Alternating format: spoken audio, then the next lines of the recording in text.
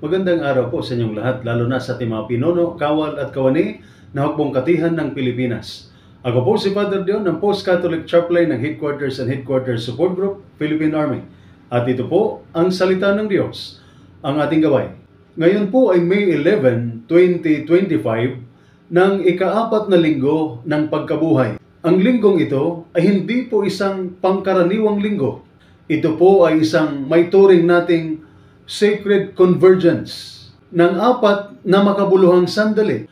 Una, ngayon po ay linggo ng mabuting pastol, kung saan pinagninilayan natin si Jesus bilang pastol na kailanmay hindi iniiwan ang kanyang kawan. Pangalawa, ipinagdiriwang din natin ang araw ng mga ina, kung saan pinararangalan natin ang mga ina na gumagabay, nag-aaruga, at nagmamahal ng may pusong tulad ng isang pastol.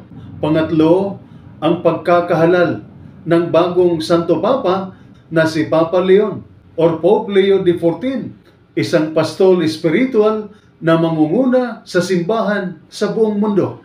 Pangapat, ang lokal at pambansang halalan bukas, kung saan pipili tayo ng mga pinuno na mamuno at magiging pastol ng ating bayan. Sa gitna ng lahat ng ito, maliwanag ang tinig ng Diyos sa Ebanghelyo.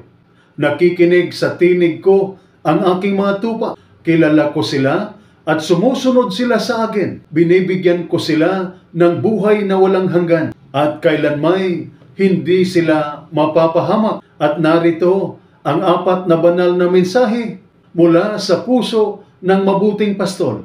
Una, hindi ko kayo iniwan. Habang tinatanggap natin si Papa Leo XIV at humaharap tayo sa lokal at pambansang halalan sa Lunes, pinatitibay tayo ng Diyos.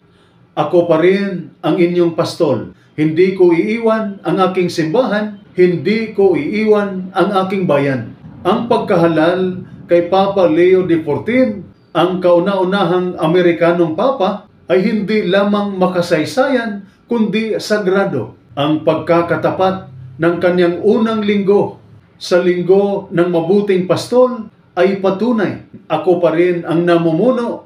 Ako ang tunay na pastol. At sa ating bayan, habang marami ang nagdadalawang isip sa pagpili ng mga leader, narito ang paalala ng Diyos.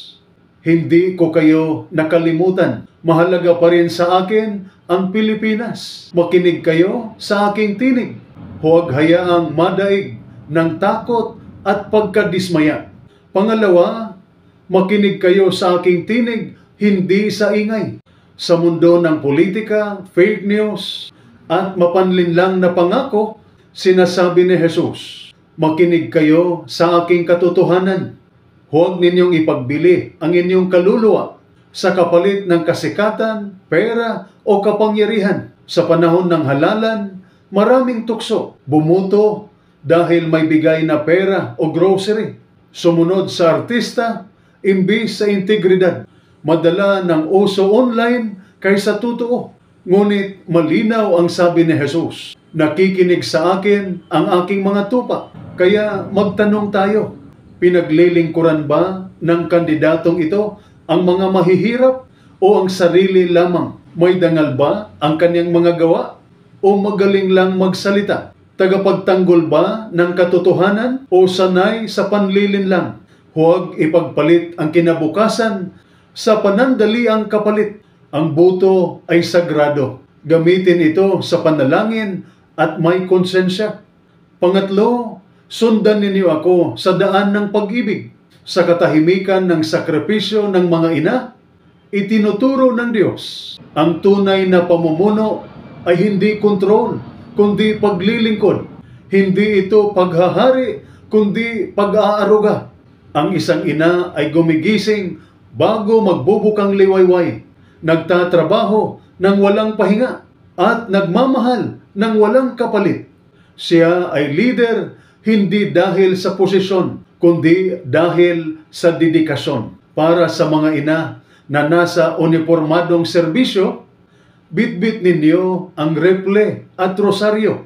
Nagmamarcha kayo para sa tungkulin at lumuluhod para sa panalangin. Nagsisilbi kayo sa bayan habang pinapalago ang inyong mga anak. Dalawang bukasyon sa iisang puso para sa lahat ng inang nagsasakripisyo. Kayo ang mabuting pastol sa inyong mga tahanan at sa bayan. Nakikita ng Diyos ang inyong luha, pinapahalagahan ang inyong lakas, at inilalagak sa inyo ang kinabukasan. Pang-apat, nasa aking kamay kayo. Sa gitna ng kawalang katiyakan, politika, panlabas, o personal na laban, binibigyan tayo ng Diyos ng katiyakan. Walang makakaagaw sa inyo mula sa aking kamay. Kayo ay akin, kayo ay ligtas. Sa bawat unos, hawak tayo ng Diyos. Sinasabi ng Diyos, hindi kayo nag-iisa.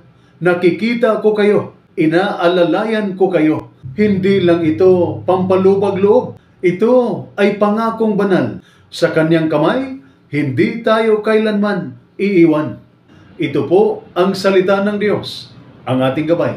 At sumainyo at sa inyong pamilya ang pagpapala ng makapangyarihang Diyos, Ama, Anak at Espiritu Santo. Amen.